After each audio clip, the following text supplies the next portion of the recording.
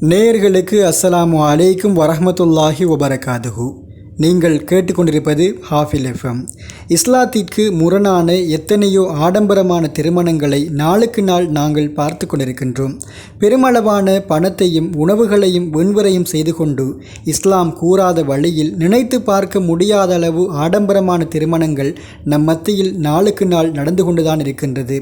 புதிய அடுக்குமாடி வீடு, நகைகள், பணம் கொடுத்தால்தான் திருமணம் முடிப்போம் என இன்னும் சில ஆடவர்கள் ஒருபுறம்.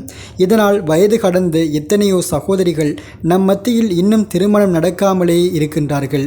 இப்படியான சூழ்நிலையில் எல்லோரையும் ஆச்சரியப்படுத்தக்கூடிய முன்மாதிரியான ஒரு திருமண நிகழ்வு இலங்கையில் நடந்துள்ளது. இந்த திருமணம் பற்றி தான் எல்லா ஊடகங்களும் அதிசயமாகவும் ஆச்சரியமாகவும் பகிர்ந்து வருகின்றது. ஆனால் இஸ்லாம் கூறக்கூடிய எளிமையான திருமணம் என்றால் அது இதுதான். ஆனால் அதை ஆச்சரியமான முறையில் பார்க்கக்கூடிய சூழலில் நாங்கள் வாழ்ந்து கொண்டிருக்கின்றோம்.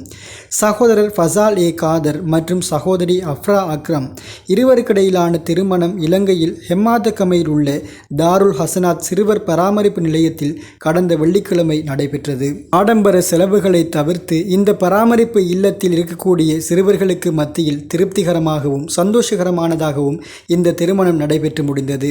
இந்த திருமணம் பற்றி மணமகன் தன்னுடைய முகநூல் பதிவில் இவ்வாறு குறிப்பிட்டுள்ளார். நம் சமூகம் பசியில்லாத இடத்தில்தான் அதிக விருந்துகளை வழங்குகிறது. இது போன்ற புனித இடங்களில் நடந்த இத்திருமணம் எனக்கும் என்னுடைய குடும்பத்தாருக்கும் பாக்கியம் பெற்றதாகவே உணர்த்துகிறது.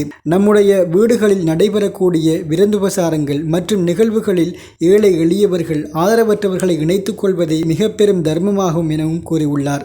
அல்லாஹு சுப்ஹானஹு வ தஆலா இவ்விருவருடைய செயல்களையும் ஏற்று எல்லாம் பெற்று சாலிகான சந்தோஷமான மன நிறைவான தம்பதிகளாக வாழச் செய்வானாக. அஸ்ஸலாமு அலைக்கும் வரஹ்மத்துல்லாஹி வபரகாதுஹு.